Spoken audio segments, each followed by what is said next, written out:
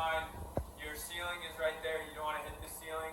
Keep in mind, I would recommend bringing it outside and just bringing it to grass and then doing it on there.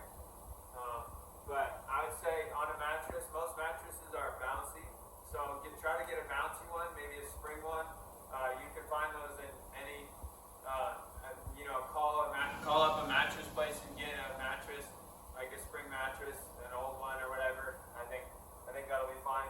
Or you can do it on your bed, but I wouldn't recommend it because people comment all the time on our videos that I broke my bed or broke my something doing a backflip. So what you're gonna do is you're gonna keep in mind how tall your ceiling is if you're doing it inside like I am. And what you're gonna do is just you're gonna just swing your arms,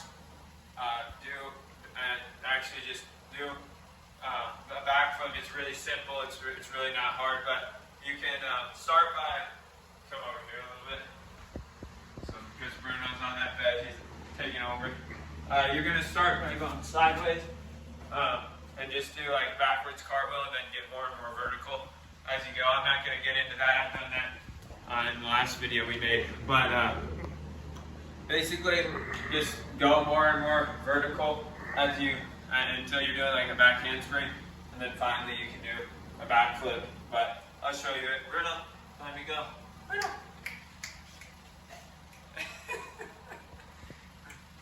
Alright, I'll do it on this one.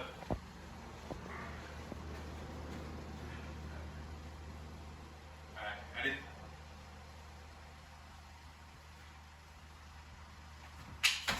I had to do it super low because I didn't want to hit my feet on the ceiling, but thank you so much for watching.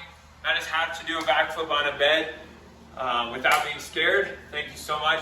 God bless. Hit that notifications bell for more videos, and I'll talk to you guys later.